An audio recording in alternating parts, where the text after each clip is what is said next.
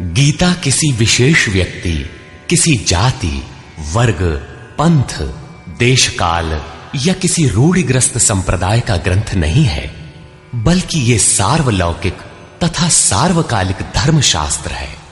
ये प्रत्येक देश, प्रत्येक जाति, प्रत्येक आयु के, प्रत्येक स्त्री पुरुष के लिए, सबके लिए है। सचमुच गीता संपूर्ण मानव जाति का धर्मशास्त्र है और कितने गौरव की बात है कि गीता आपका धर्मशास्त्र है।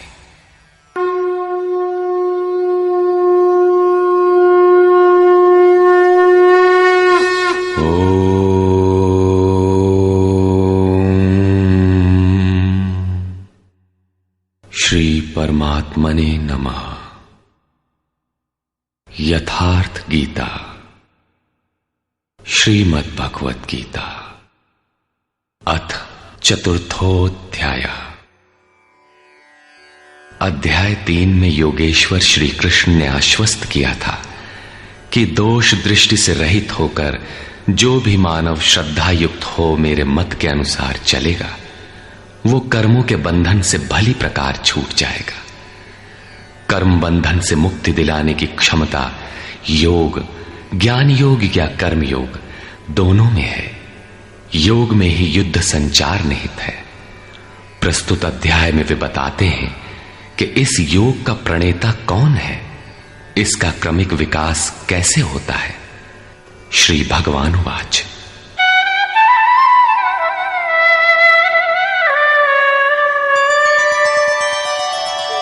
इमं विवस्वते योगं प्रोक्तवानहमव्ययम् विवस्वान्मनवे प्राह मनुरिक्ष्वाकवे ब्रवीत्। अर्जुन, मैंने इस अविनाशी योग को कल्प के आदि में विवस्वान अर्थात सूर्य के प्रति कहा। विवस्वान ने मनु से और मनु ने इक्ष्वाकु से कहा। किसने कहा? मैंने। श्री कृष्ण कौन थे? एक योगी, तत्व स्थित महापुरुष ही इस अविनाशी योग को कल्प के आरंभ में अर्थात भजन के आरंभ में विवस्वान अर्थात जो विवश हैं ऐसे प्राणियों से कहता है, सुरा में संचार कर देता है। यहां सूर्य एक प्रतीक है, क्योंकि सुरा में ही वो परम प्रकाश स्वरूप है और वहीं उसके पाने का विधान है। वास्तविक प्रकाशदाता अर्थात सूर्य वहीं है। ये योग अविनाशी है। योगेश्वर श्री कृष्ण ने कहा था कि इसमें आरंभ का नाश नहीं होता। इस योग का आरंभ भर कर दें तो यह पूर्णत्व दिलाकर ही शांत होता है। शरीर का कल्प औषधियों द्वारा होता है, किंतु आत्मा का भजन से होता है। भजन का आरंभ ही आत्मकल्प का आदि है। यह साधन भजन भी किसी महापुरुष की ही देन है। मोह निशा में अचेत आदिम मानव, जिसमें भजन का कोई संस्कार नहीं है, योग के विषय में जिसने कभी सोचा तक नहीं, ऐसा मनुष्य किसी महापुरुष को देखता है तो उनके दर्शन मात्र से, उनकी वाणी से, टूटी फूटी सेवा और सानिध्य से योग के संस्कार उसमें संचारित हो जाते हैं। गोस्वामी तुलसीदास जी इसी को कहते हैं, जे चितिये प्रभु जिन्ह प्रभु हेरे, ते सब भये परम पद जोगु। योगेश्वर श्री कृष्ण कहते हैं कि ये योग मैंने आरंभ में सूर्य से कहा। चक्षोः सूर्यो अजायत। महापुरुष के दृष्टि निक्षेप मात्र से योग के संस्कार सुरा में प्रसारित हो जाते हैं। स्वयं प्रकाश, स्ववश परमेश्वर का निवास सबके हृदय में है। सुरा अर्थात श्वास के निरोध से ही उसकी प्राप्ति का विधान है। सुरा में संस्कारों का सृजन ही सूर्य के प्रति कहना है। समय आने पर यह संस्कार मन में स्फुरित होगा। यही सूर्य का मन से कहना है। मन में स्फुरित होने पर महापुरुष के उस वाक्य के प्रति इच्छा जागृत हो जाएगी। यदि मन में कोई बात है तो उसे पाने की इच्छा अवश्य होगी। यही मनु का इक्ष्वाकु से कहना है। लालसा होगी कि वो नियत कर्म करें जो अविनाशी है, जो कर्म बंधन से मोक्ष दिलाता है। ऐसा है तो किया जाए और आराधना गति पकड़ लेती है। गति पकड़कर ये योग कहां पहुंचाता है, इस पर कहते हैं, एवं परंपरा प्राप्तम् इमं राजर्षयो विदुः सकाले नेह महता योगो नष्टः परन्तप। इस प्रकार किसी महापुरुष द्वारा संस्कार रहित पुरुषों की सुरा में, सुरा से मन में, मन से इच्छा में और इच्छा तीव्र होकर क्रियात्मक आचरण में ढलकर ये योग क्रमशः उत्थान करते करते राजर्षि श्रेणी तक पहुंच जाता है। उस अवस्था में जाकर विदित होता है। इस स्तर के साधक में रिद्धियों सिद्धियों का संचार होता है। वो योग इस महत्वपूर्ण काल में इसी लोक अर्थात शरीर में प्रायः नष्ट हो जाता है। इस सीमा रेखा को कैसे पार किया जाए? क्या इस विशेष स्थल पर पहुंचकर सभी नष्ट हो जाते हैं? श्री कृष्ण कहते हैं, नहीं, जो मेरा आश्रित है, मेरा प्रिय भक्त है, अनन्य सखा है, वो नष्ट नहीं होता।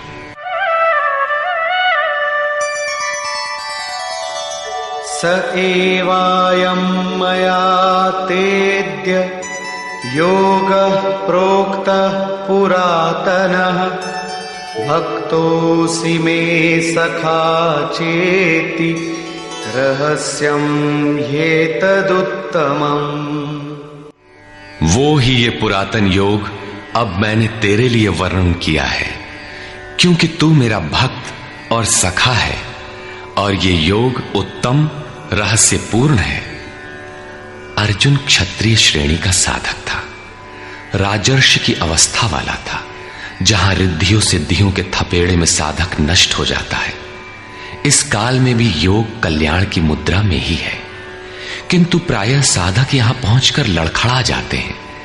ऐसा अविनाशी किंतु रहस्यमय योग श्री कृष्ण ने अर्जुन से कहा, क्योंकि नष्ट होने की अवस्था में अर्जुन था ही। क्यों कहा? इसलिए कि तू मेरा भक्त है, अनन्य भाव से मेरे आश्रित है, प्रिय है, सखा है। जिस परमात्मा की हमें चाह है, वो सद्गुरु परमात्मा आत्मा से अभिन्न होकर जब निर्देशन देने लगे, तभी वास्तविक भजन आरंभ होता है। यहां प्रेरक की अवस्था में परमात्मा और सद्गुरु एक दूसरे के पर्याय हैं। जिस सतह पर हम खड़े हैं, उसी स्तर पर जब स्वयं प्रभु हृदय में उतर आए, रोकथाम करने लगे, डगमगाने पर संभालें, तभी मन वश में हो पाता है। मन बस होई तबही जब प्रेरक प्रभु बरजे।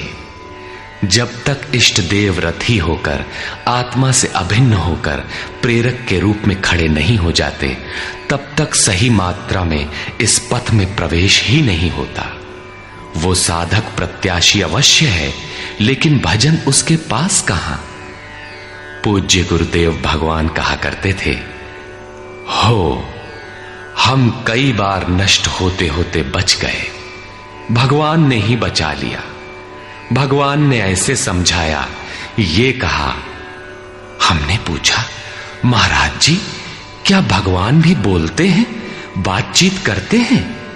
बोले, हां, हो, भगवान ऐसे बतियावत हैं जैसे हम तुम बतियाई, घंटों बतियाई और क्रम न टूटे।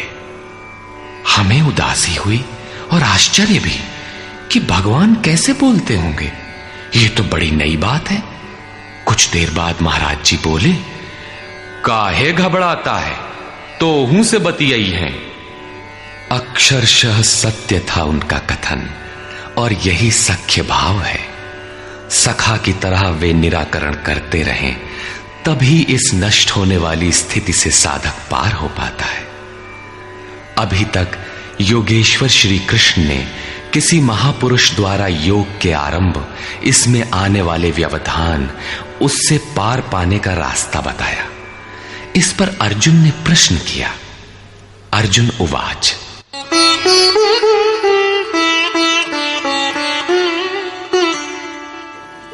अपरं भवतो जन्म परं जन्म विवस्वतः कथमेतद्विजानीयाम् त्वमादौ प्रोक्तवानिति। भगवान, आपका जन्म तो अपरम अब हुआ है और मेरे अंदर सुरा का संचार बहुत पुराना है, तो मैं कैसे मान लूं कि इस योग को भजन के आदि में आपने ही कहा था। इस पर योगेश्वर श्री कृष्ण महाराज बोले। श्री भगवान वाच,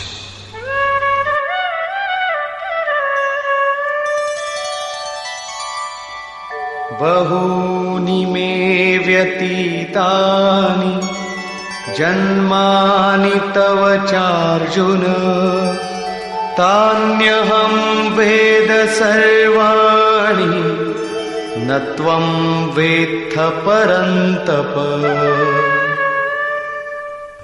अर्जुन, मेरे और तेरे बहुत से जन्म हो चुके हैं। हे परम तप, उन सबको तू नहीं जानता, किंतु मैं जानता हूं। साधक नहीं जानता, स्वरूपस्थ महापुरुष जानता है, अव्यक्त की स्थिति वाला जानता है। क्या आप सबकी तरह पैदा होते हैं? श्री कृष्ण कहते हैं, नहीं, स्वरूप की प्राप्ति शरीर प्राप्ति से भिन्न है। मेरा जन्म इन आंखों से नहीं देखा जा सकता। मैं अजन्मा, अव्यक्त, शाश्वत होते हुए भी शरीर के आधार वाला हूं। अवधू जीवत में कर आशा, मुए मुक्ति गुरु कहे स्वार्थी, झूठा दे विश्वासा। शरीर के रहते ही उस परम तत्व में प्रवेश पाया जाता है। लेश मात्र भी कमी है तो जन्म लेना पड़ता है। अभी तक अर्जुन श्री कृष्ण को अपने समान देहधारी समझता है। वो अंतरंग प्रश्न रखता है, क्या आपका जन्म वैसा ही है जैसा सबका है? क्या आप भी शरीरों की तरह पैदा होते हैं? श्री कृष्ण कहते हैं, अजोऽपि सन्नव्ययात्मा भूतानामीश्वरोऽपि सन् प्रकृतिं स्वामधिष्ठाय संभवाम्यात्ममायया। मैं विनाश रहित, पुनः जन्म रहित और समस्त प्राणियों के स्वर में संचारित होने पर भी अपनी प्रकृति को आधीन करके आत्म माया से प्रकट होता हूं। एक माया तो अविद्या है, जो प्रकृति में ही विश्वास दिलाती है, नीच एवं अधम योनियों का कारण बनती है। दूसरी माया है आत्म माया, जो आत्मा में प्रवेश दिलाती है, स्वरूप के जन्म का कारण बनती है। इसी को योग माया भी कहते हैं, जिससे हम विलग हैं। उस शाश्वत स्वरूप से ये जोड़ती है, मिलन कराती है। उस आत्मिक प्रक्रिया द्वारा मैं अपनी त्रिगुणमयी प्रकृति को अधीन करके ही प्रकट होता हूं। प्रायः लोग कहते हैं कि भगवान का अवतार होगा तो दर्शन कर लेंगे। श्री कृष्ण कहते हैं कि ऐसा कुछ नहीं होता कि कोई दूसरा देख सके। स्वरूप का जन्म पिंड रूप में नहीं होता। श्री कृष्ण कहते हैं, योग साधना द्वारा, आत्म माया द्वारा अपनी त्रिगुणमयी प्रकृति को स्ववश करके मैं क्रमशः प्रकट होता हूं। लेकिन किन परिस्थितियों में? यदा यदा हि धर्मस्य ग्लानिर्भवति भारत अभ्युत्थानमधर्मस्य तदात्मानं सृजाम्यहम्। हे अर्जुन, जब जब परम धर्म परमात्मा के लिए हृदय ग्लानि से भर जाता है, जब अधर्म की वृद्धि से भाविक पार पाते नहीं देखता, तब मैं आत्मा को रचने लगता हूं। जब आपका हृदय अनुराग से पूरित हो जाए, उस शाश्वत धर्म के लिए गदगद गिरा नयन बह नीरा की स्थिति आ जाए, जब प्रयत्न करके भी अनुरागी अधर्म का पार नहीं पाता, ऐसी परिस्थिति में मैं अपने स्वरूप को रचता हूं। अर्थात भगवान का आविर्भाव केवल अनुरागी के लिए है और यह अवतार किसी भाग्यवान साधक के अंतराल में होता है। आप प्रकट होकर करते क्या हैं? परित्राणाय साधूनां विनाशाय च दुष्कृतां धर्म संस्थापनार्थाय संभवामि युगे युगे।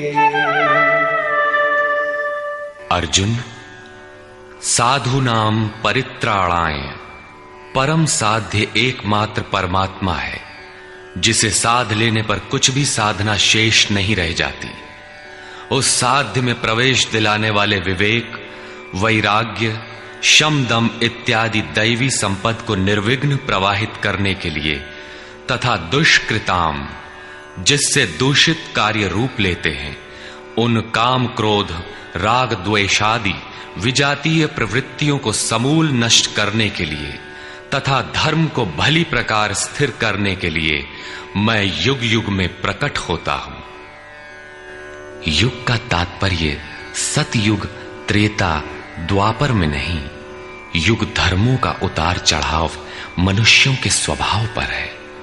युग धर्म सदैव रहे हैं। मानस में संकेत है, नित जुग धर्म हो ही सब केरे, हृदय राम माया के प्रेरे। युग धर्म सभी के हृदय में नित्य होते रहते हैं। अविद्या से नहीं बल्कि विद्या से, राम माया की प्रेरणा से हृदय में होते हैं, जिसे प्रस्तुत श्लोक में आत्म माया कहा गया है। वही है राम माया। हृदय में राम की स्थिति दिला देने वाली, राम से प्रेरित है वो विद्या। कैसे समझा जाए कि अब कौन सा युग कार्य कर रहा है?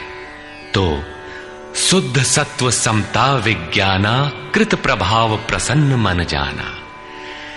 जब हृदय में शुद्ध सत्व गुण ही कार्यरत हो, राजस तथा तामस दोनों गुण शांत हो जाएं, विषमताएं समाप्त हो गई हों, जिसका किसी से द्वेष न हो, विज्ञान हो, अर्थात इष्ट से निर्देशन लेने और उस पर टिकने की क्षमता हो, मन में प्रसन्नता का पूर्ण संचार हो, जब ऐसी योग्यता आ जाए तो सतयुग में प्रवेश मिल गया।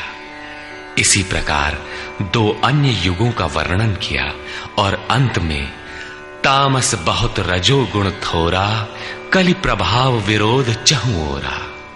तामस गुण भरपूर हो, किंचित राजसी गुण भी उसमें हो, चारों ओर वैर और विरोध हो, तो ऐसा व्यक्ति कलियुगीन है।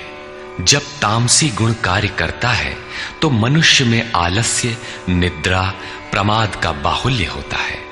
वो कर्तव्य जानते हुए भी उसमें प्रवृत्त नहीं हो सकता, निषिद्ध कर्म जानते हुए भी उससे निवृत्ति नहीं हो सकती।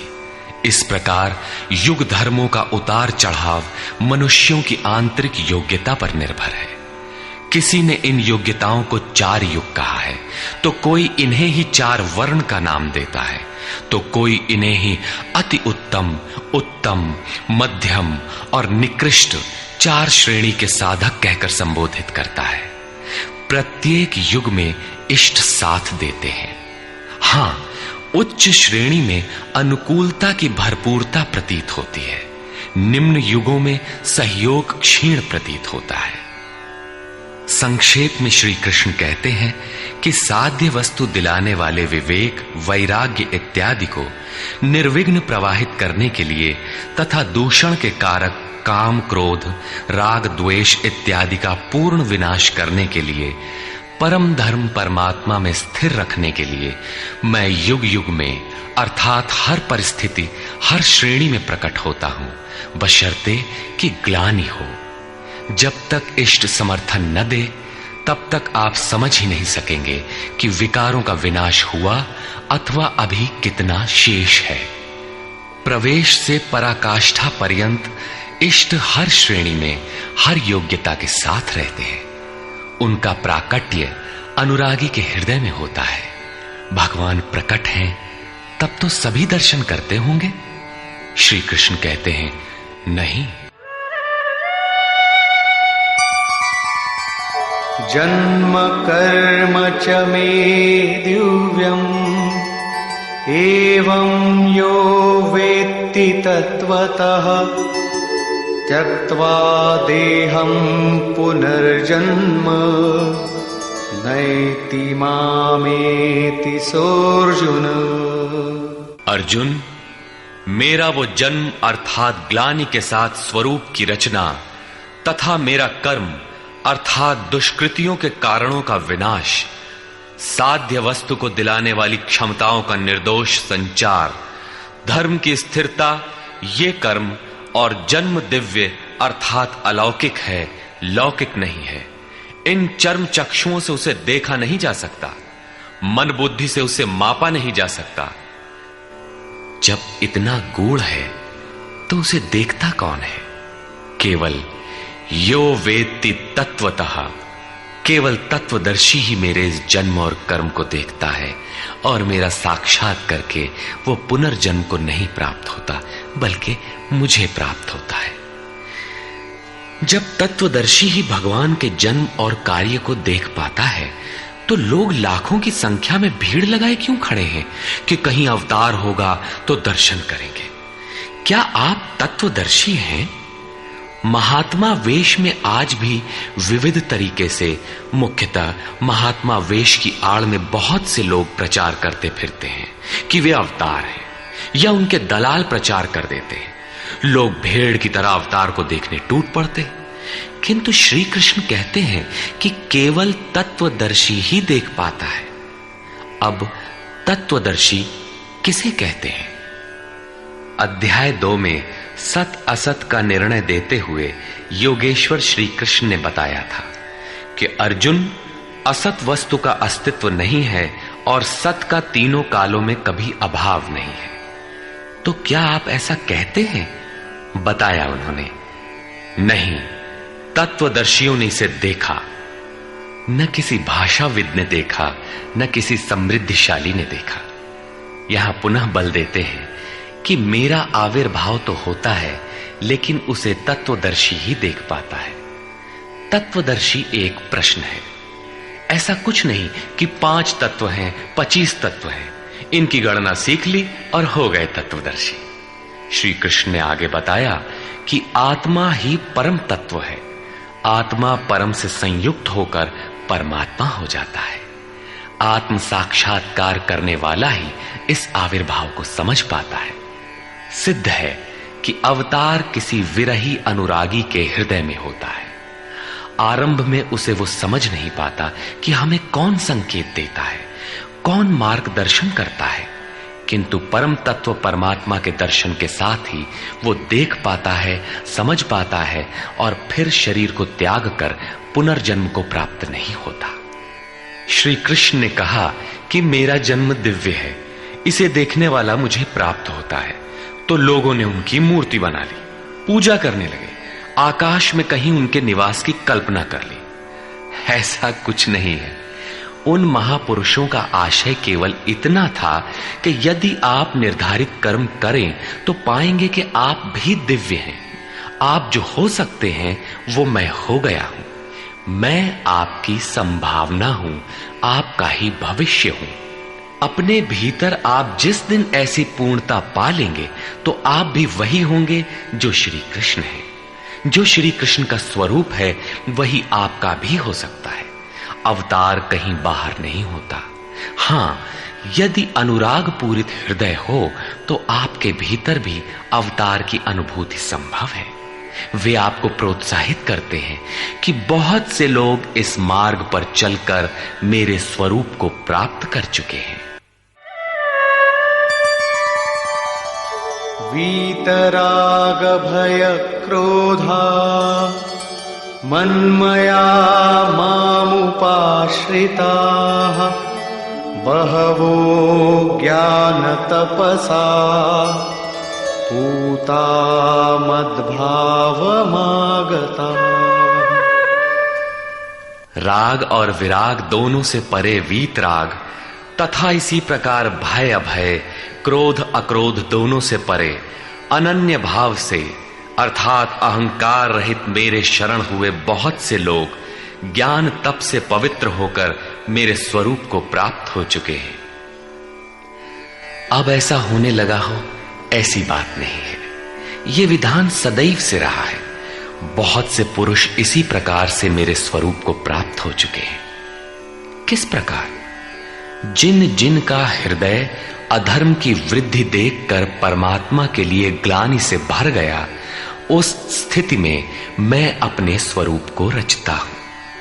वे मेरे स्वरूप को प्राप्त होते हैं, जिसे योगेश्वर श्री कृष्ण ने तत्व दर्शन कहा था, उसे ही अब ज्ञान कहते हैं। परम तत्व है परमात्मा, उसे प्रत्यक्ष दर्शन के साथ जानना ज्ञान है। ऐसी जानकारी वाले ज्ञानी मेरे स्वरूप को प्राप्त करते हैं। यहां यह प्रश्न पूरा हो गया।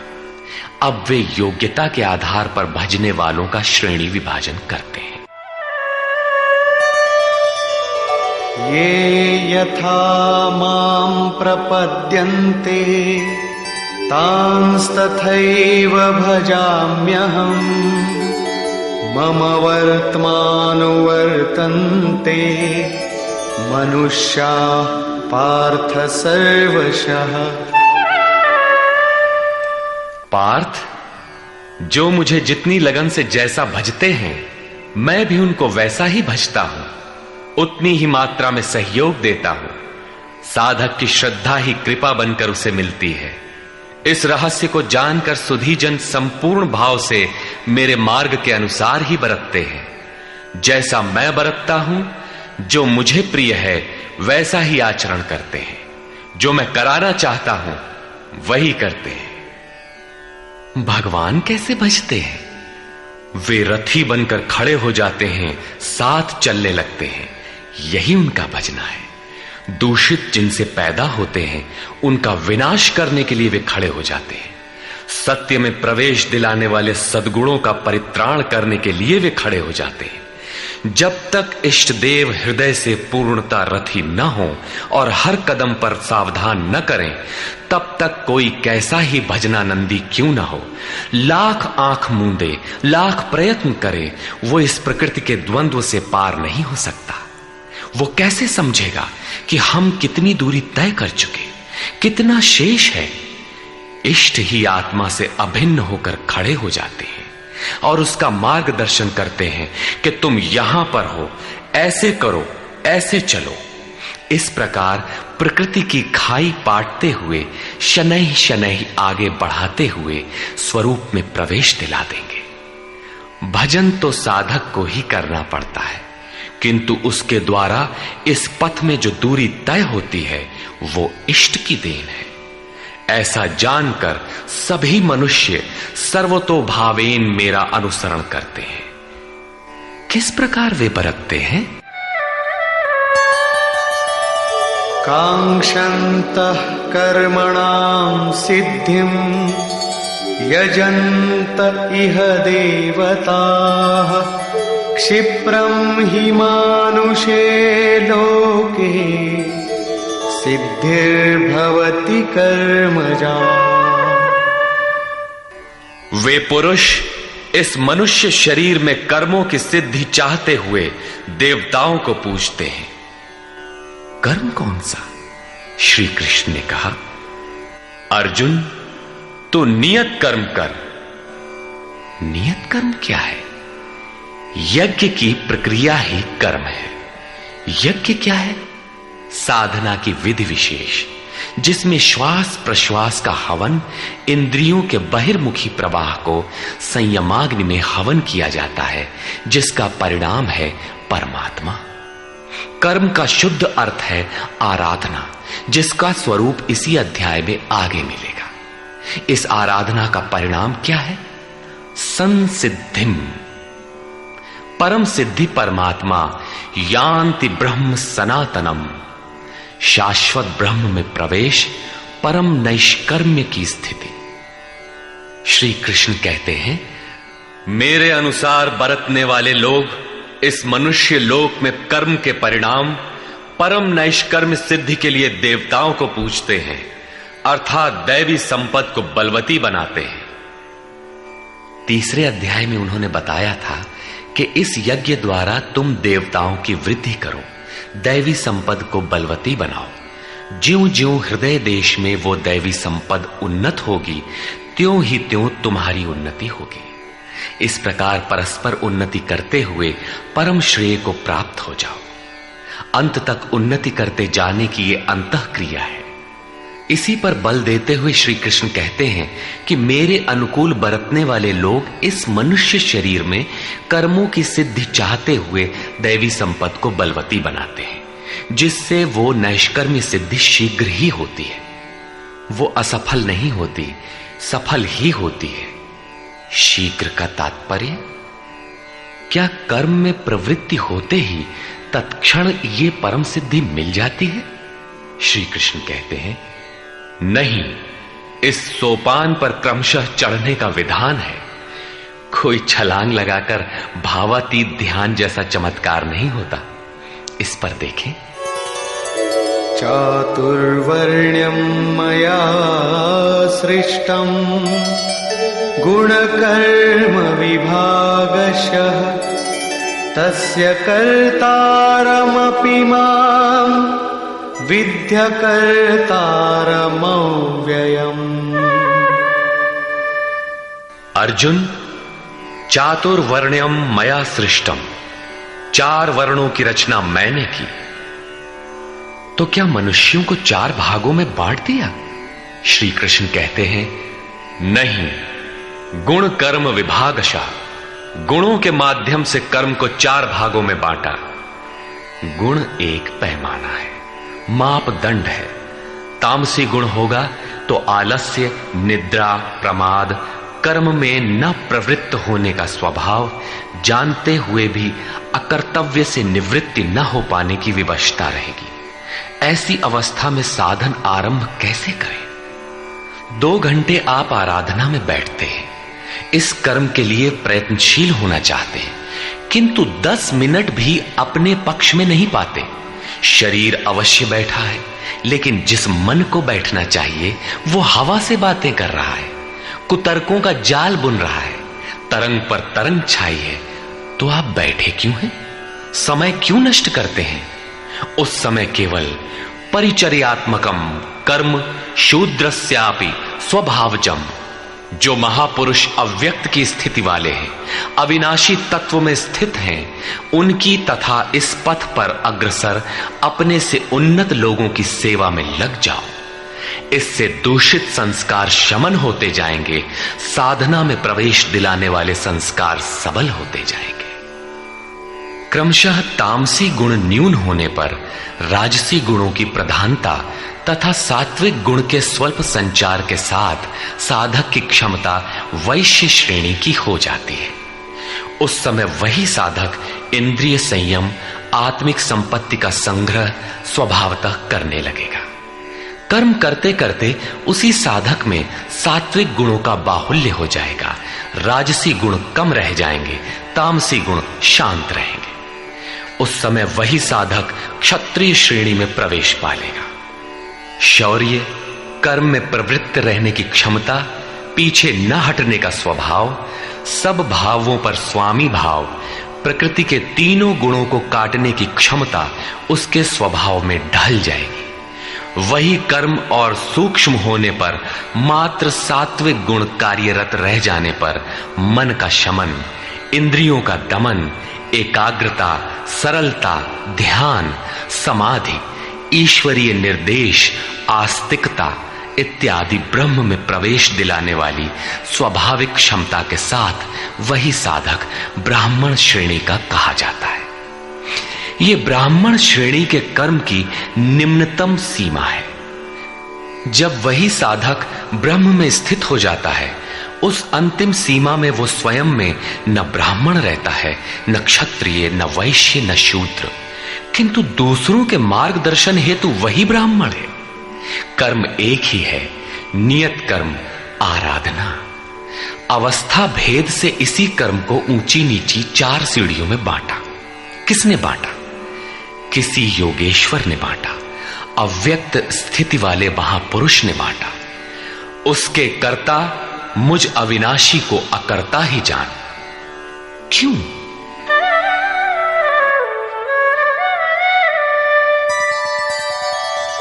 न मां कर्माणि लिम्पन्ति न मे कर्मफले स्पृहा इति मां योऽभिजानाति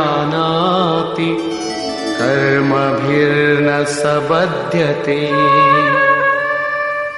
क्योंकि कर्मों के फल में मेरी स्पृहा नहीं है। कर्मों का फल क्या है? श्री कृष्ण ने पीछे बताया था कि यज्ञ जिससे पूरा होता है उस क्रिया का नाम कर्म है, और पूर्ति काल में यज्ञ जिसकी रचना करता है उस ज्ञानामृत को पान करने वाला शाश्वत सनातन ब्रह्म में प्रवेश पा लेता है। कर्म का परिणाम है परमात्मा।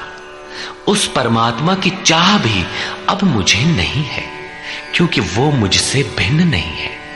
मैं अव्यक्त स्वरूप हूं, उसी की स्थिति वाला हूं। अब आगे कोई सत्ता नहीं जिसके लिए इस कार्य पर स्नेह रखूं।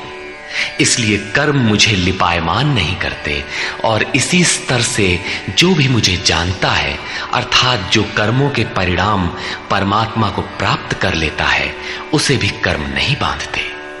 जैसे श्री कृष्ण, वैसे उस स्तर से जानने वाला महापुरुष। एवं ज्ञात्वा कृतं कर्म पूर्वैरपि मुमुक्षुभिः कुरु कर्मैव तस्मात् त्वं पूर्वैः पूर्वतरं कृतम्। अर्जुन, पहले होने वाले मोक्ष की इच्छा वाले पुरुषों द्वारा भी यही जानकर कर्म किया गया। क्या जानकर? यही कि जब कर्मों का परिणाम परमात्मा भिन्न न रह जाए, कर्मों के परिणाम परमात्मा की स्पृहा न रह जाने पर उस पुरुष को कर्म नहीं बांधते। श्री कृष्ण इसी स्थिति वाले हैं, इसलिए वे कर्म से लिपायमान नहीं होते, और उसी स्तर से हम जान लेंगे तो हमें भी कर्म नहीं बांधेगा। जैसा श्री कृष्ण, ठीक उसी स्तर से जो भी जान लेगा, वैसा ही वो पुरुष भी कर्म बंधन से मुक्त हो जाएगा। अब श्री कृष्ण भगवान, महात्मा, अव्यक्त, योगेश्वर या महायोगेश्वर जो भी रहे हों, वो स्वरूप सबके लिए है। यही समझकर पहले के मुमुक्षु पुरुषों ने, मोक्ष की इच्छा वाले पुरुषों ने कर्म पर कदम रखा। इसलिए अर्जुन, तू भी पूर्वजों द्वारा सदा से किए हुए इसी कर्म को कर। यही कल्याण का एकमात्र मार्ग है। अभी तक योगेश्वर श्री कृष्ण ने कर्म करने पर बल दिया, किंतु यह स्पष्ट नहीं किया कि कर्म क्या है। अध्याय 2 में उन्होंने कर्म का नाम मात्र लिया कि अब इसी को तू निष्काम कर्म के विषय में सुन। उसकी विशेषताओं का वर्णन किया कि यह जन्म मरण के महान भय से रक्षा करता है। कर्म करते समय सावधानी का वर्णन किया, लेकिन यह नहीं बताया कि कर्म क्या है। अध्याय 3 में उन्होंने कहा कि ज्ञान मार्ग अच्छा लगे या निष्काम कर्म योग, कर्म तो करना ही पड़ेगा। न कर्मों को त्यागने से कोई ज्ञानी होता है, और न कर्म को न आरंभ करने से कोई निष्कर्मी। हठवश जो नहीं करते वे दंभी हैं। इसलिए मन से इंद्रियों को वश में करके कर्म कर। कौन सा कर्म करें? तो बताया नियत कर्म कर। अब ये निर्धारित कर्म है कौन? तो बोले यज्ञ की प्रक्रिया ही नियत कर्म है। एक नवीन प्रश्न दिया कि यज्ञ क्या है जिसे करें तो कर्म हो जाए। वहां भी यज्ञ की उत्पत्ति बताई, उसकी विशेषताओं का वर्णन किया, किंतु यज्ञ नहीं बताया जिससे कर्म को समझा जा सके। अभी तक ये स्पष्ट नहीं हुआ कि कर्म क्या है। अब कहते हैं कि अर्जुन, कर्म क्या है, अकर्म क्या है, इस विषय में बड़े बड़े विद्वान भी मोहित हैं। उसे भली प्रकार समझ लेना चाहिए। किं कर्म किम कर्मेति कवयोप्यत्र मोहिताः तत्ते कर्म प्रवक्ष्यामि यज्ञात्वा मोक्ष्यसे शुभात्। कर्म क्या है और अकर्म क्या है, इस विषय में बुद्धिमान पुरुष भी मोहित हैं। इसलिए मैं वो कर्म तेरे लिए अच्छी तरह से कहूंगा जिसे जानकर तू अशुभात मोक्ष से, अशुभ अर्थात संसार बंधन से भली प्रकार छूट जाएगा। कर्म कोई ऐसी वस्तु है जो संसार बंधन से मुक्ति दिलाती है। इसी कर्म को जानने के लिए श्री कृष्ण पुनः बल देते हैं। कर्मणो ह्यपि बोद्धव्यम् बोद्धव्यम् च विकर्मणः अकर्मणश्च बोद्धव्यम् गहना कर्मणो गतिः। कर्म का स्वरूप भी जानना चाहिए, अकर्म का स्वरूप भी समझना चाहिए, और विकर्म अर्थात विकल्प शून्य विशेष कर्म जो आप्त पुरुषों द्वारा होता है उसे भी जानना चाहिए, क्योंकि कर्म की गति गहन है। कतिपय लोगों ने विकर्म का अर्थ निषिद्ध कर्म, मन लगाकर किया गया कर्म इत्यादि किया है। वस्तुतः यहां वि उपसर्ग विशिष्टता का द्योतक है। प्राप्ति के पश्चात महापुरुषों के कर्म विकल्प शून्य होते हैं। आत्मस्थित, आत्मतृप्त, आत्मकाम महापुरुषों को न तो कर्म करने से कोई लाभ है और न छोड़ने से कोई हानि ही है। फिर भी वे पीछे वालों के हित के लिए कर्म करते हैं। ऐसा कर्म विकल्प शून्य है, विशुद्ध है, और यही कर्म विकर्म कहलाता है। उदाहरणार्थ, गीता में जहां भी किसी कार्य में वि उपसर्ग लगा है उसकी विशेषता का द्योतक है, निष्कृष्टता का नहीं। यथा योग युक्तो विशुद्धात्मा विजितात्मा जितेंद्रिय।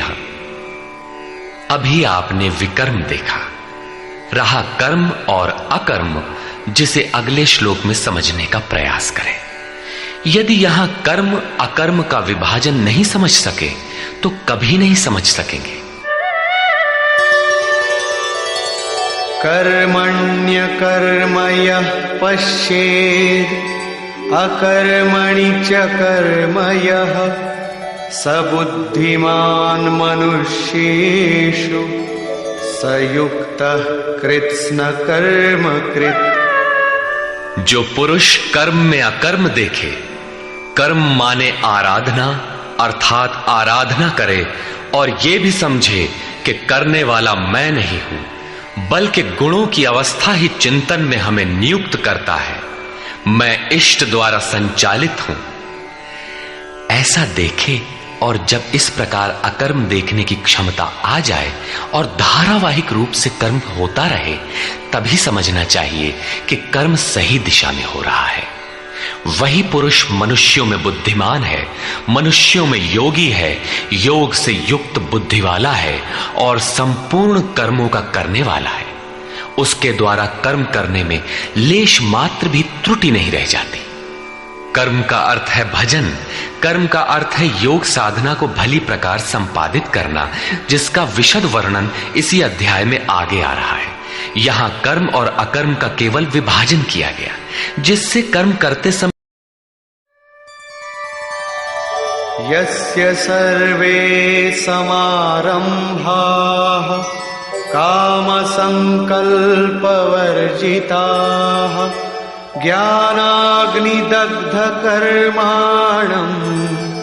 तमाहुः पंडितं बुधाः। अर्जुन, यस्य सर्वे समारंभाः, जिस पुरुष के द्वारा संपूर्णता से आरंभ की हुई क्रिया काम संकल्प वर्जिता क्रमशः उत्थान होते होते इतनी सूक्ष्म हो गई कि वासना और मन के संकल्प विकल्प से ऊपर उठ गई। कामना और संकल्पों का निरोध होना मन की विजेतावस्था है।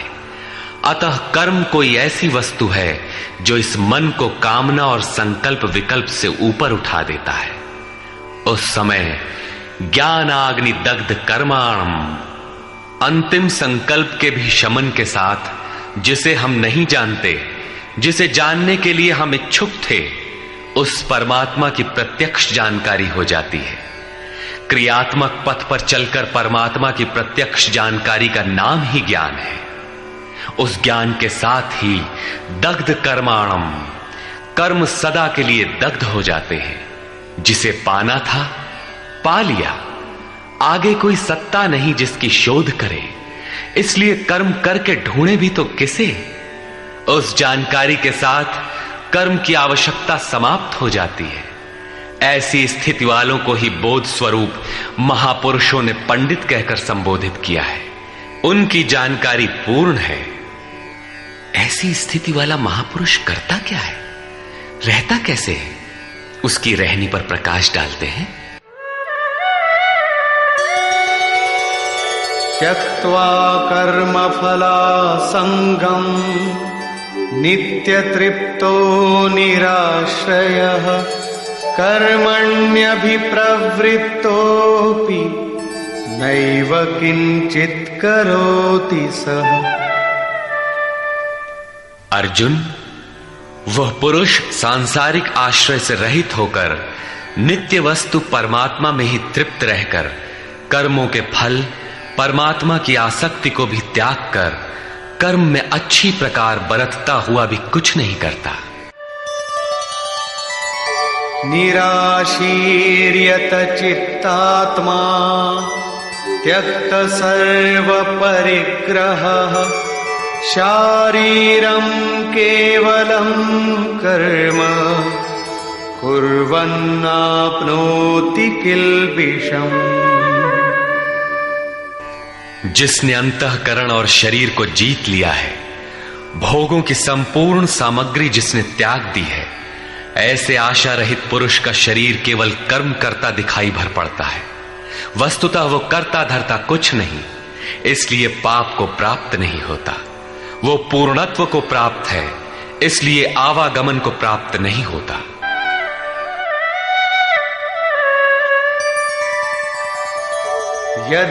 यदृच्छालाभ संतुष्टो द्वन्द्वातीतो विमत्सरः समः सिद्धावसिद्धौ च कृत्वापि न निबध्यते।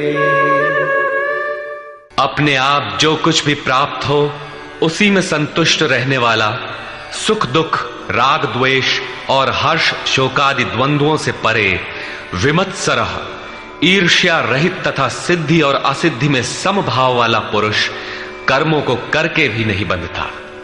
सिद्धि अर्थात जिसे पाना था वो अब भिन्न नहीं है और वो कभी विलग भी नहीं होगा, इसलिए असिद्धि का भी भय नहीं है। इस प्रकार सिद्धि और असिद्धि में समभाव वाला पुरुष कर्म करके भी नहीं बंधता। कौन सा कर्म वो करता है? वही नियत कर्म, यज्ञ की प्रक्रिया। इसी को दोहराते हुए कहते हैं,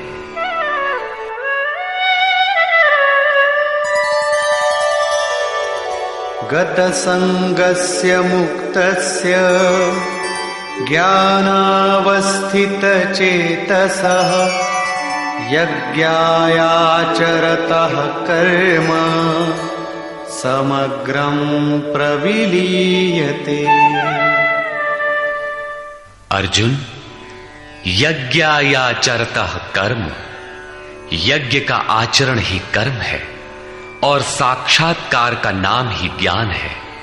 इस यज्ञ का आचरण करके साक्षात्कार के साथ ज्ञान में स्थित संग दोष और आसक्ति से रहित मुक्त पुरुष के संपूर्ण कर्म भली प्रकार विलीन हो जाते हैं।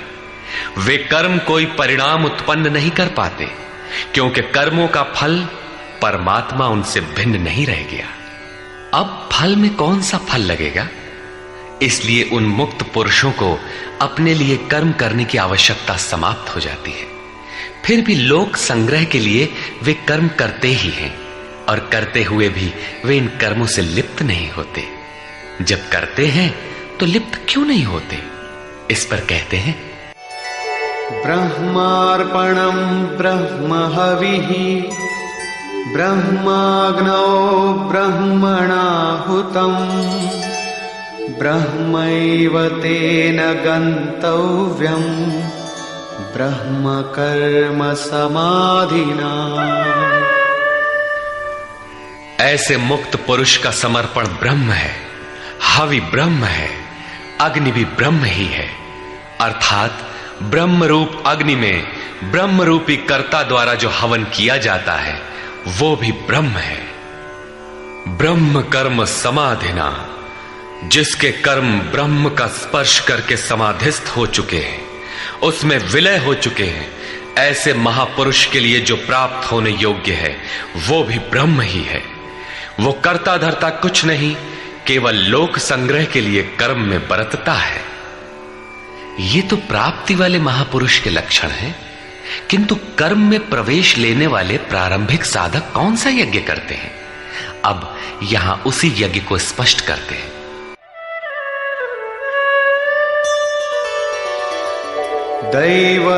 दैवमेवापरे यज्ञं योगिनः पर्युपासते ब्रह्माग्नावपरे यज्ञं यज्ञेनैवोपजुह्वति। गत श्लोक में योगेश्वर श्री कृष्ण ने परमात्म स्थित महापुरुषों के यज्ञ का निरूपण किया, किंतु दूसरे योगी जो अभी उस तत्व में स्थित नहीं हुए हैं, क्रिया में प्रवेश करने वाले हैं, वे आरंभ कहां से करें? इस पर कहते हैं कि दूसरे योगी लोग दैवम यज्ञम अर्थात दैवी संपद को अपने हृदय में बलवती बनाते हैं, जिसके लिए ब्रह्मा का निर्देश था कि इस यज्ञ द्वारा तुम लोग देवताओं की उन्नति करो।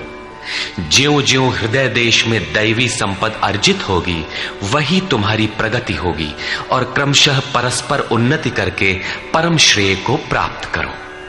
दैवी संपद को हृदय देश में बलवती बनाना प्रवेशिका श्रेणी के योगियों का यज्ञ है। वो दैवी संपद अध्याय 16 के आरंभिक 3 श्लोकों में वर्णित है, जो हैं तो सब में केवल महत्वपूर्ण कर्तव्य समझकर उनकी जागृति करें, उनमें लगे। इन्हीं को इंगित करते हुए योगेश्वर ने कहा कि अर्जुन, तू शोक मत कर, क्योंकि तू दैवी संपद को प्राप्त हुआ है। तू मुझ में निवास करेगा, मेरे ही शाश्वत स्वरूप को प्राप्त करेगा, क्योंकि ये दैवी संपद परम कल्याण के लिए ही है। और इसके विपरीत आसुरी संपद नीच और अधम योनियों का कारण है। इसी आसुरी संपद का हवन होने लगता है, इसलिए ये यज्ञ है और यहीं से यज्ञ का आरंभ है। दूसरे योगी ब्रह्माग्नौ पर ब्रह्म परमात्म रूप अग्नि में यज्ञ के द्वारा ही यज्ञ का अनुष्ठान करते हैं। श्री कृष्ण ने आगे बताया कि इस शरीर में अधियज्ञ मैं हूं। यज्ञों का अधिष्ठाता अर्थात यज्ञ जिसमें विलय होते हैं वो पुरुष मैं हूं। श्री कृष्ण एक योगी थे, सद्गुरु थे। इस प्रकार दूसरे योगी जन ब्रह्म रूपी अग्नि में यज्ञ अर्थात यज्ञ स्वरूप सद्गुरु को उद्देश्य बनाकर यज्ञ का अनुष्ठान करते हैं। सारांशतः सद्गुरु के स्वरूप का ध्यान करते हैं।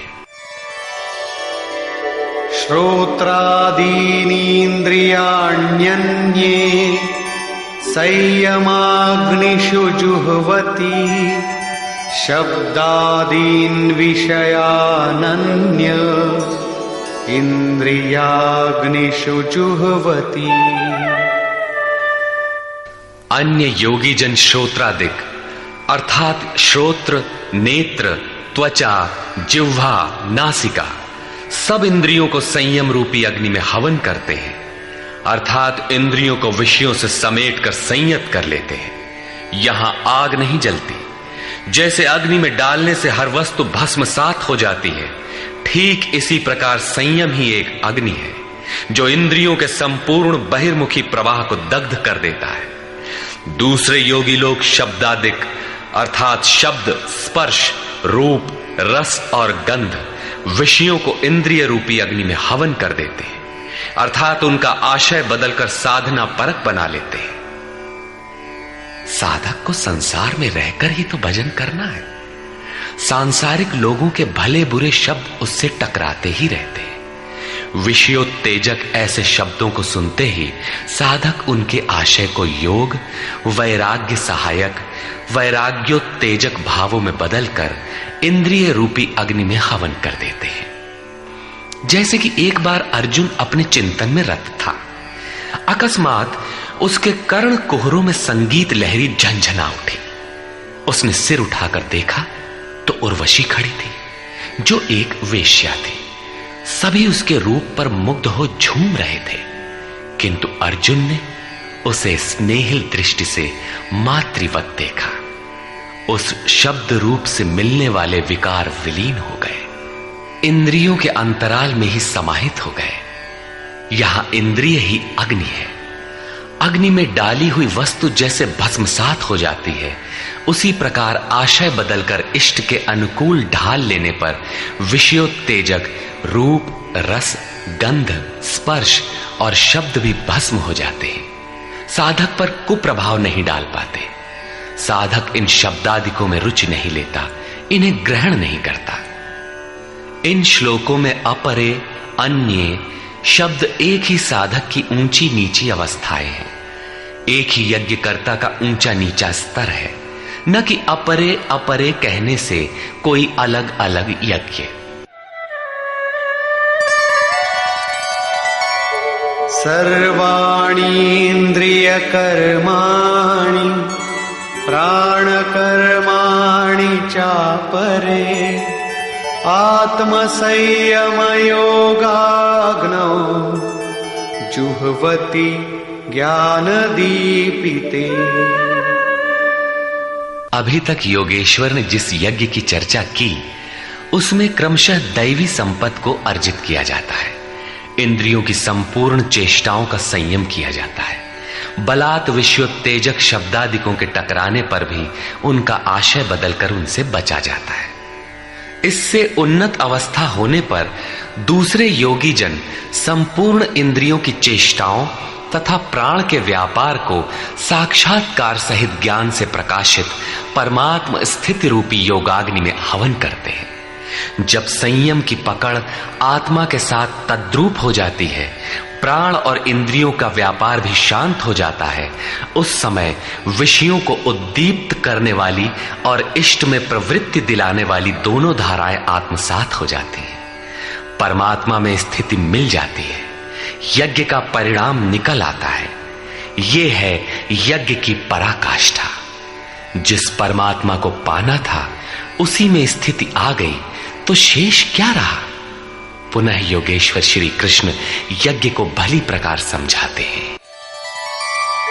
द्रव्य यज्ञास्तपो यज्ञा योग यज्ञास्तथा परे स्वाध्याय ज्ञान यज्ञाश्च यतयः संशितव्रता। अनेक लोग द्रव्य यज्ञ करते हैं, अर्थात आत्मपथ में महापुरुषों की सेवा में पत्र पुष्प अर्पण करते हैं। वे समर्पण के साथ महापुरुषों की सेवा में द्रव्य लगाते हैं।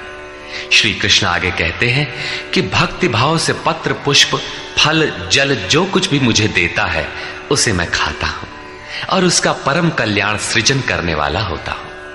यह भी यज्ञ ही है। हर आत्मा की सेवा करना, भूले हुए को आत्मपथ पर लाना द्रव्य यज्ञ है, क्योंकि प्राकृतिक संस्कारों को जलाने में समर्थ हैं। इसी प्रकार कई पुरुष तपोयज्ञ, स्वधर्म पालन में इंद्रियों को तपाते हैं, अर्थात स्वभाव से उत्पन्न क्षमता के अनुसार यज्ञ की निम्न और उन्नत अवस्थाओं के बीच तपते हैं। इसी पथ की अल्पज्ञता में पहली श्रेणी का साधक शूद्र परिचर्या द्वारा वैश्य दैवी संपद के संग्रह द्वारा, क्षत्रिय काम क्रोधादि के उन्मूलन द्वारा और ब्राह्मण ब्रह्म में प्रवेश की योग्यता के स्तर से इंद्रियों को तपाता है। सबको एक जैसा परिश्रम करना पड़ता है। वास्तव में यज्ञ एक ही है, अवस्था के अनुसार ऊंची नीची श्रेणियां गुजरती जाती है। पूज्य महाराज जी कहते थे, मन सहित इंद्रियों और शरीर को लक्ष्य के अनुरूप तपाना ही तप कहलाता है। ये लक्ष्य से दूर भागेंगे, इन्हें समेट कर उधर ही लगाओ। अनेक पुरुष योग यज्ञ का आचरण करते हैं। प्रकृति में भटकती हुई आत्मा का प्रकृति से परे परमात्मा से मिलन का नाम योग है। योग की परिभाषा अध्याय 6/23 में दृष्टव्य है। सामान्यतः दो वस्तुओं का मिलन योग कहलाता है। कागज से कलम मिल गया, थाली और मेज मिल गए तो क्या योग हो गया? नहीं, ये तो पंचभूतों से निर्मित पदार्थ है, एक ही है, दो कहां? दो प्रकृति और पुरुष हैं। प्रकृति में स्थित आत्मा अपने ही शाश्वत रूप परमात्मा में प्रवेश पा जाता है तो प्रकृति पुरुष में विलीन हो जाती है। यही योग है। अतः अनेक पुरुष इस मिलन में सहायक शम, दम इत्यादि नियमों का भली प्रकार आचरण करते हैं। योग यज्ञ करने वाले तथा अहिंसादि तीक्ष्ण व्रतों से युक्त यत्नशील पुरुष स्वाध्याय ज्ञान यज्ञाश्च, स्वयं का अध्ययन, स्वरूप का अध्ययन करने वाले ज्ञान यज्ञ के कर्ता है। यहां योग के अंगों अर्थात यम, नियम, आसन, प्राणायाम, प्रत्याहार, धारणा, ध्यान और समाधि, इनको अहिंसादि तीक्ष्ण व्रतों से निर्दिष्ट किया गया है। अनेक लोग स्वाध्याय करते हैं। पुस्तक पढ़ना तो स्वाध्याय का आरंभिक स्तर मात्र है। विशुद्ध स्वाध्याय है स्वयं का अध्ययन, जिससे स्वस्वरूप की उपलब्धि होती है, जिसका परिणाम है ज्ञान अर्थात साक्षात्कार। यज्ञ का अगला चरण बताते हैं। अपाने जुह्वति प्राणम, प्राणे पानम तथा परे, प्राणापान गतिरुद्ध्वा प्राणायाम परायणा। बहुत से योगी अपान वायु में प्राण वायु का हवन करते हैं और उसी प्रकार प्राण वायु में अपान वायु का हवन करते हैं। इससे सूक्ष्म अवस्था हो जाने पर अन्य योगी जन प्राण और अपान दोनों की गति रोककर प्राणायाम के परायण हो जाते हैं। जिसे श्री कृष्ण प्राण अपान कहते हैं, उसी को महात्मा बुद्ध अनापान कहते हैं। इसी को उन्होंने श्वास प्रश्वास भी कहा है। प्राण वो श्वास है जिसे आप भीतर खींचते हैं और अपान वो श्वास है जिसे आप बाहर छोड़ते हैं। योगियों की अनुभूति है कि आप श्वास के साथ बाह्य वायुमंडल के संकल्प भी ग्रहण करते हैं और प्रश्वास में इसी प्रकार आंतरिक भले बुरे चिंतन की लहर फेंकते रहते हैं। बाह्य किसी संकल्प का ग्रहण न करना प्राण का हवन है तथा भीतर संकल्पों को न उठने देना अपान का हवन है। न भीतर से किसी संकल्प का स्फुरण हो और न ही बाह्य दुनिया में चलने वाले चिंतन अंदर क्षोभ उत्पन्न कर पाए। इस प्रकार प्राण और अपान दोनों की गति सम हो जाने पर प्राणों का याम अर्थात निरोध हो जाता है। यही प्राणायाम है। ये मन की विजितावस्था है। प्राणों का रुकना और मन का रुकना एक ही बात है। प्रत्येक महापुरुष ने इस प्रकरण को लिया है। वेदों में इसका उल्लेख है, चत्वारि वाक पारमिता पदानि। इसी को पूज्य महाराज जी कहा करते थे। हो, एक ही नाम को 4 श्रेणियों से जपा जाता है, बैखरी, मध्यमा, पश्यंती और परा। बैखरी उसे कहते हैं जो व्यक्त हो जाए, नाम का इस प्रकार उच्चारण हो कि आप सुने और बाहर कोई बैठा हो तो उसे भी सुनाई पड़े। मध्यमा अर्थात मध्यम स्वर में जप, जिसे केवल आप ही सुने, बगल में बैठा हुआ व्यक्ति भी उस उच्चारण को सुन न सके। ये उच्चारण कंठ से होता है। धीरे धीरे नाम की धुन बन जाती है, डोर लग जाती है। साधना और सूक्ष्म हो जाने पर पश्यंती अर्थात नाम देखने की अवस्था आ जाती है। फिर नाम को जपा नहीं जाता, यही नाम श्वास में ढल जाता है। मन को दृष्टा बनाकर खड़ा कर दें, देखते बर रहें कि सांस कहती क्या है, सांस आती है कब, बाहर निकलती है कब, कहती है क्या। महापुरुषों का कहना है कि यह सांस नाम के सिवाय और कुछ कहती ही नहीं। साधक नाम का जप नहीं करता, केवल उससे उठने वाली धुन को सुनता है, सांस को देखता भर है, इसलिए इसे पश्यंती कहते हैं। पश्यंती में मन को दृष्टा के रूप में खड़ा करना पड़ता है, किंतु साधन और उन्नत हो जाने पर सुनना भी नहीं पड़ता। एक बार सुरत लगा भर दे, स्वतः सुनाई देगा। जपय न जपावे अपने से आवे, न स्वयं जपो न मन को सुनने के लिए बाध्य करो, और जप चलता रहे। इसी का नाम है अजपा। ऐसा नहीं कि जप प्रारंभ ही न करें और आ गई अजपा। यदि किसी ने जप नहीं प्रारंभ किया तो अजपा नाम की कोई वस्तु भी उसके पास नहीं होगी। अजपा का अर्थ है हम न जपें किंतु जाप हमारा साथ न छोड़े। एक बार सूरत का कांटा लगा भर दें तो जप प्रवाहित हो जाए और अनवरत चलता रहे। इस स्वाभाविक जप का नाम है अजपा, और यही है परावाणी का जप। यह प्रकृति से परे तत्व परमात्मा में प्रवेश दिलाती है। इसके आगे वाणी में कोई परिवर्तन नहीं है। परम का दिग्दर्शन करा के उसी में विलीन हो जाती है, इसलिए इसे परा कहते हैं। मन श्वास के साथ जुड़ा है। जब श्वास पर दृष्टि है, श्वास में नाम ढल चुका है, भीतर से न तो किसी संकल्प का उत्थान है और न बाह्य वायुमंडल के संकल्प भीतर प्रवेश कर पाते हैं। यही मन पर विजय की अवस्था है। इसी के साथ यज्ञ का परिणाम निकल आता है। अपरे नियताहाराः प्राणान् प्राणेषु जुह्वति सर्वेप्येते यज्ञविदो यज्ञक्षपितकल्मषाः। दूसरे नियमित आहार करने वाले प्राण को प्राणों में ही हवन करते हैं। पूज्य महाराज जी कहा करते थे कि योगी का आहार दृढ़, आसन दृढ़ और निद्रा दृढ़ होनी चाहिए। आहार विहार पर नियंत्रण बहुत आवश्यक है। ऐसे अनेक योगी प्राण को प्राण में ही हवन कर देते हैं, अर्थात श्वास लेने पर ही ध्यान केंद्रित रखते हैं, प्रश्वास पर ध्यान नहीं देते। सांस आई तो सुना ओम, पुनः सांस आई तो ओम सुनते रहें। इस प्रकार यज्ञों द्वारा नष्ट पाप वाले ये सभी पुरुष यज्ञ के जानकार हैं। इन निर्दिष्ट विधियों में से यदि कहीं से भी करते हैं तो वे सभी यज्ञ के ज्ञाता हैं। अब यज्ञ का परिणाम बताते हैं।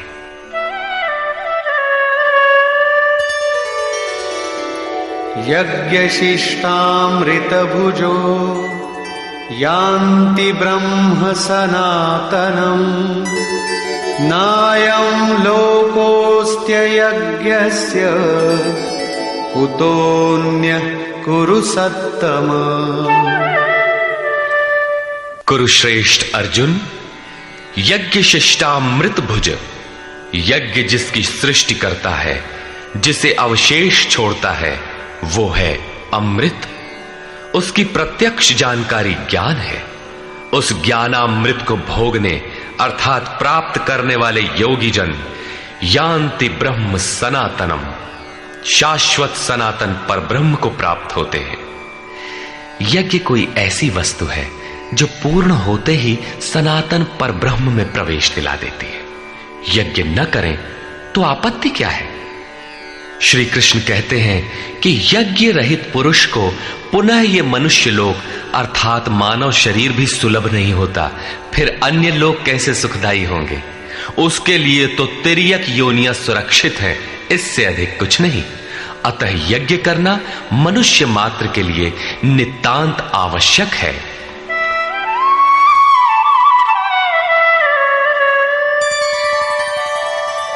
एवं बहुविधा यज्ञा वितता ब्रह्मणो मुखे कर्मजान् विद्धितान् सर्वान् एवं ज्ञात्वा विमोक्ष्यसे।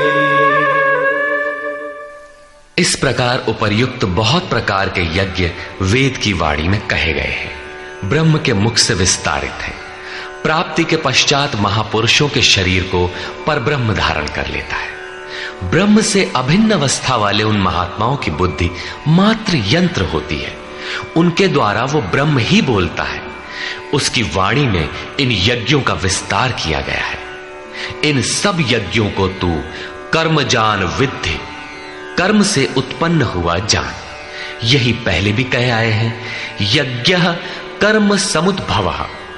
उन्हें इस प्रकार क्रियात्मक चलकर जान लेने पर, जैसा अभी बताया था, यज्ञ करके जिनका पाप नष्ट हो चुका हो वही यज्ञ के यथार्थ ज्ञाता है। अतः अर्जुन, तू विमोक्ष्य से संसार बंधन से पूर्णतः छूट जाएगा। यहां योगेश्वर ने कर्म को स्पष्ट कर दिया। वो हरकत कर्म है जिससे उपर्युक्त यज्ञ पूर्ण होते हैं। अब यदि दैवी संपत्ति का अर्जन, सद्गुरु का ध्यान, इंद्रियों का संयम, श्वास का प्रश्वास में हवन, प्रश्वास का श्वास में हवन, प्राणापान की गति का निरोध खेती करने से होता हो, व्यापार, नौकरी या राजनीति करने से होता हो, तो आप करिए। यज्ञ तो ऐसी क्रिया है जो पूर्ण होते ही तत्क्षण परब्रह्म में प्रवेश दिला देती है। बाह्य किसी भी कार्य से आप तत्क्षण ब्रह्म में प्रवेश पा जाते हो तो कीजिए। वस्तुतः ये सब के सब यज्ञ चिंतन की अंतःक्रियाएं हैं, आराधना का चित्रण है जिससे आराध्य देव विदित होता है। यज्ञ उस आराध्य तक की दूरी तय करने की निर्धारित प्रक्रिया विशेष है। ये यज्ञ श्वास प्रश्वास, प्राणायाम इत्यादि जिस क्रिया से संपन्न होते हैं उस कार्य प्रणाली का नाम कर्म है। कर्म का शुद्ध अर्थ है आराधना, चिंतन। प्रायः लोग कहते हैं कि संसार में कुछ भी किया जाए हो गया कर्म, कामना से रहित होकर कुछ भी करते जाओ हो गया निष्काम कर्मयोग। कोई कहता है कि अधिक लाभ के लिए विदेशी वस्त्र बेचते हैं तो आप सकामी हैं, देश सेवा के लिए स्वदेशी बेचें तो हो गया निष्काम कर्मयोग। निष्ठापूर्वक नौकरी करें, हानि लाभ की चिंता से मुक्त होकर व्यापार करें, हो गया निष्काम कर्मयोग। जय पराजय की भावना से मुक्त होकर युद्ध करें, चुनाव लड़ें, हो गए निष्कर्मी। मरोगे तो मुक्ति हो जाएगी। वस्तुतः ऐसा कुछ भी नहीं है।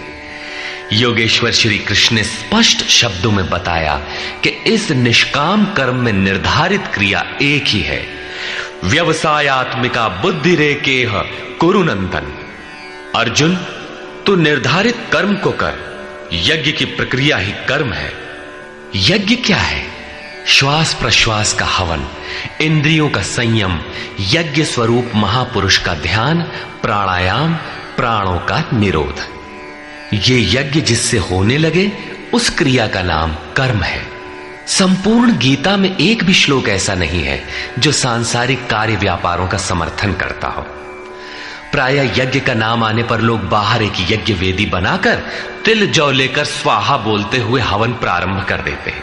ये एक धोखा है। द्रव्य यज्ञ दूसरा है जिसे श्री कृष्ण ने कई बार कहा, किंतु पशु बलि, वस्तुदाह इत्यादि से इसका कोई संबंध नहीं है। श्रेयान् द्रव्यमयाद् यज्ञात् ज्ञानयज्ञः परन्तप सर्वं कर्माखिलं पार्थ ज्ञाने परिसमाप्यते।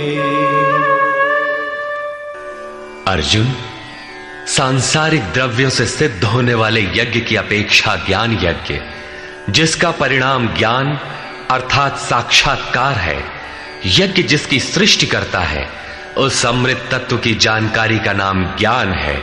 ऐसा यज्ञ श्रेयस्कर है, परम कल्याणकारी है।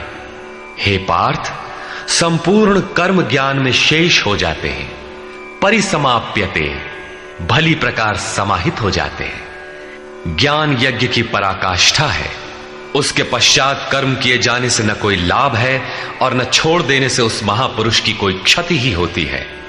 इस प्रकार भौतिक द्रव्यों से होने वाले यज्ञ भी यज्ञ है, किंतु उस यज्ञ की तुलना में जिसका परिणाम साक्षात्कार है, उस ज्ञान यज्ञ की अपेक्षा अत्यंत अल्प है। आप करोड़ का हवन करें, सैकड़ों यज्ञ वेदी बना लें, सतपथ पर द्रव्य लगावें, साधु संत महापुरुषों की सेवा में द्रव्य लगावें, किंतु इस ज्ञान यज्ञ की अपेक्षा अल्प है। वस्तुतः यज्ञ श्वास प्रश्वास का है, इंद्रियों के संयम का है, मन के निरोध का है, जैसा श्री कृष्ण अभी बता आए। इस यज्ञ को प्राप्त कहां किया जाए, उसकी विधि कहां से सीखें? यथा तद्विद्धि प्रणिपातेन परिप्रश्नेन सेवया उपदेक्षन्ति ते ज्ञानम् ज्ञानिनस्तत्त्वदर्शिनः। इसलिए अर्जुन, तू तत्वदर्शी महापुरुष के पास जाकर भली प्रकार प्रणत होकर, अर्थात दंडवत प्रणाम करके, अहंकार त्याग कर, शरण होकर, भली प्रकार सेवा करके, निष्कपट भाव से प्रश्न करके तो उस ज्ञान को जान। वे तत्व को जानने वाले ज्ञानी जन तेरे लिए उस ज्ञान का उपदेश करेंगे, साधना पथ पर चलाएंगे। समर्पित भाव से सेवा करने के उपरांत ही इस ज्ञान को सीखने की क्षमता आती है। तत्वदर्शी महापुरुष परम तत्व परमात्मा का प्रत्यक्ष दिग्दर्शन करने वाले हैं। वे यज्ञ की विधि विशेष के ज्ञाता हैं और वही आपको भी सिखाएंगे। यदि अन्य यज्ञ होता तो ज्ञानी तत्वदर्शी की क्या आवश्यकता थी? स्वयं भगवान के सामने ही तो अर्जुन खड़ा था। भगवान उसे तत्वदर्शी के पास क्यों भेजते हैं? वस्तुतः श्री कृष्ण एक योगी थे। उनका आशय है कि आज तो अनुरागी अर्जुन मेरे समक्ष उपस्थित है, भविष्य में अनुरागियों को कहीं भ्रम न हो जाए कि श्री कृष्ण तो चले गए, अब किसकी शरण जाए। इसलिए उन्होंने स्पष्ट किया कि तत्वदर्शी के पास जाओ, वे ज्ञानी जन तुझे उपदेश देंगे और यज्ञात्वा न पुनर्मोहम् एवं यास्यसि पांडव येन भूतान्यशेषेण द्रक्ष्यस्यात्मन्यथो मयि।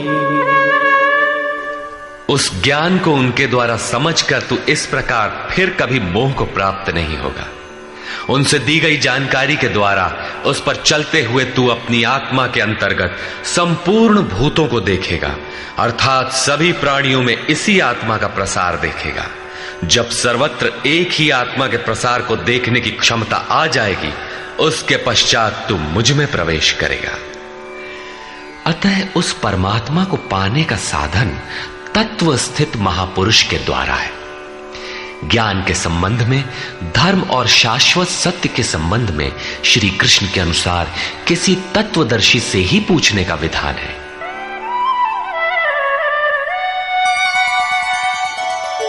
अपि चेदसि पापेभ्यः सर्वेभ्यः पापकृत्तमः सर्वं ज्ञानप्लवेनैव वृजिनं संतरिष्यसि।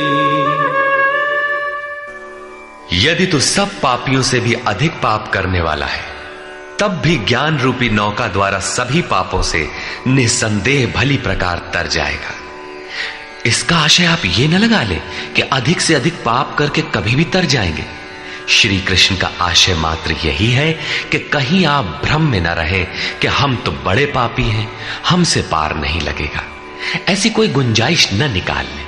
इसलिए श्री कृष्ण प्रोत्साहन और आश्वासन देते हैं कि सब पापियों के पापों के समूह से भी अधिक पाप करने वाला हो, फिर भी तत्वदर्शियों से प्राप्त ज्ञान रूपी नौका द्वारा तो निसंदेह संपूर्ण पापों को अच्छी प्रकार पार कर जाएगा। किस प्रकार? यथैधांसि समिद्धोऽग्निः भस्मसात् कुरुतेऽर्जुन ज्ञानाग्निः सर्वकर्माणि भस्मसात् कुरुते तथा। अर्जुन, जिस प्रकार प्रज्वलित अग्नि ईंधन को भस्म कर देता है, ठीक उसी प्रकार ज्ञान रूपी अग्नि संपूर्ण कर्मों को भस्म कर देता है। यह ज्ञान की प्रवेशिका नहीं है जहां से यज्ञ में प्रवेश मिलता है, वरन यह ज्ञान अर्थात साक्षात्कार की पराकाष्ठा का चित्रण है, जिसमें पहले विजातीय कर्म भस्म होते हैं और फिर प्राप्ति के साथ चिंतन कर्म भी उसी में विलय हो जाते हैं। जिसे पाना था पा लिया, अब आगे चिंतन कर किसे ढूंढे? ऐसा साक्षात्कार वाला ज्ञानी संपूर्ण शुभाशुभ कर्मों का अंत कर लेगा। वो साक्षात्कार होगा कहां? बाहर होगा अथवा भीतर? इस पर कहते हैं,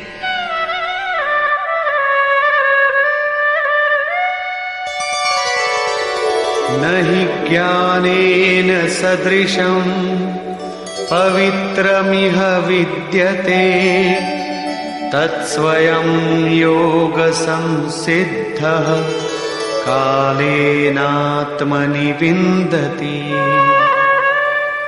इस संसार में ज्ञान के समान पवित्र करने वाला निसंदेह कुछ भी नहीं है। उस ज्ञान अर्थात साक्षात्कार को तू स्वयं, दूसरा नहीं, योग की परिपक्व अवस्था में, आरंभ में नहीं, अपनी आत्मा के अंतर्गत हृदय देश में ही अनुभव करेगा, बाहर नहीं। इस ज्ञान के लिए कौन सी योग्यताएं अपेक्षित हैं? योगेश्वर के ही शब्दों में, श्रद्धावान लभते ज्ञानम तत्परः संयतेन्द्रियः ज्ञानम लब्ध्वा परां शांतिम अचिरेणाधिगच्छति। श्रद्धावान, तत्पर तथा संयतेंद्रिय पुरुष ही ज्ञान प्राप्त कर पाता है। भावपूर्वक जिज्ञासा नहीं है तो तत्वदर्शी की शरण जाने पर भी ज्ञान नहीं प्राप्त होता। केवल श्रद्धा ही पर्याप्त नहीं है, श्रद्धावान शिथिल प्रयत्न भी हो सकता है। अतः महापुरुष द्वारा निर्दिष्ट पथ पर तत्परता से अग्रसर होने की लगन आवश्यक है। इसके साथ ही संपूर्ण इंद्रियों का संयम अनिवार्य है।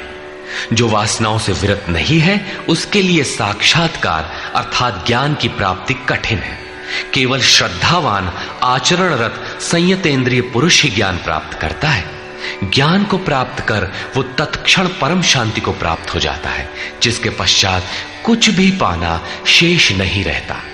और जहां श्रद्धा नहीं है, अज्ञश्चा श्रद्धानश्च संशयात्मा विनश्यति नायं लोकोस्ति न परो न सुखम संशयात्मनः। अज्ञानी जो यज्ञ के विधि विशेष से अनभिज्ञ है एवं श्रद्धा रहित तथा संशय युक्त पुरुष इस परमार्थ पथ से भ्रष्ट हो जाता है। उनमें भी संशय युक्त पुरुष के लिए न तो सुख है, न पुनः मनुष्य शरीर है और न परमात्मा ही। अतः तत्वदर्शी महापुरुष के पास जाकर इस पथ के संशयों का निवारण कर लेना चाहिए, अन्यथा वे वस्तु का परिचय कभी नहीं पाएंगे। फिर पाता कौन है? योग संन्यस्त कर्माणं ज्ञान संचिन्न संशयम् आत्मवन्तं न कर्माणि निबध्नन्ति धनंजय। जिसके कर्म योग द्वारा भगवान में समाहित हो चुके हैं, जिसका संपूर्ण संशय परमात्मा की प्रत्यक्ष जानकारी द्वारा नष्ट हो गया है, परमात्मा से संयुक्त ऐसे पुरुष को कर्म नहीं बांधते। योग के द्वारा ही कर्मों का शमन होगा, ज्ञान से ही संशय नष्ट होगा। इसीलिए श्री कृष्ण कहते हैं, तस्मादज्ञान संभूतं हृत्स्थं ज्ञानासिनात्मनः चित्वैनं संशयं योगम् आतिष्ठोत्तिष्ठ भारत। इसलिए भरतवंशी अर्जुन, तू योग में स्थित हो और अज्ञान से उत्पन्न हुए हृदय में स्थित अपने संशय को ज्ञान रूपी तलवार से काट युद्ध के लिए खड़ा हो। जब साक्षात्कार में बाधक संशय शत्रु मन के भीतर है तो बाहर कोई किसी से क्यों लड़ेगा? वस्तुतः जब आप चिंतन पथ पर अग्रसर होते हैं तब संशय से उत्पन्न बाह्य प्रवृत्तियां बाधा के रूप में स्वाभाविक है। ये शत्रु के रूप में भयंकर आक्रमण करती है। संयम के साथ यज्ञ की विधि विशेष का आचरण करते हुए इन विकारों का पार पाना ही युद्ध है, जिसका परिणाम परम शांति है। यही अंतिम विजय है, जिसके पीछे हार नहीं है। निष्कर्ष, इस अध्याय के आरंभ में योगेश्वर श्री कृष्ण ने कहा कि इस योग को आरंभ में मैंने सूर्य के प्रति कहा, सूर्य ने मनु से और मनु ने इक्ष्वाकु के प्रति कहा और उनसे राजर्षियों ने जाना। मैंने अथवा अव्यक्त स्थिति वाले ने कहा। महापुरुष भी अव्यक्त स्वरूप वाला ही है। शरीर तो उसके रहने का मकान मात्र है। ऐसे महापुरुष की वाणी में परमात्मा ही प्रवाहित होता है। ऐसे किसी महापुरुष से योग सूर्य द्वारा संचारित होता है। उस परम प्रकाश रूप का प्रसार सुरा के अंतराल में होता है, इसलिए सूर्य के प्रति कहा। श्वास में संचारित होकर वे संस्कार रूप में आ गए। सुरा में संचित रहने पर समय आने पर वही मन में संकल्प बनकर आ जाता है। उसकी महत्ता समझने पर मन में उस वाक्य के प्रति इच्छा जागृत होती है और योग कार्य रूप ले लेता है।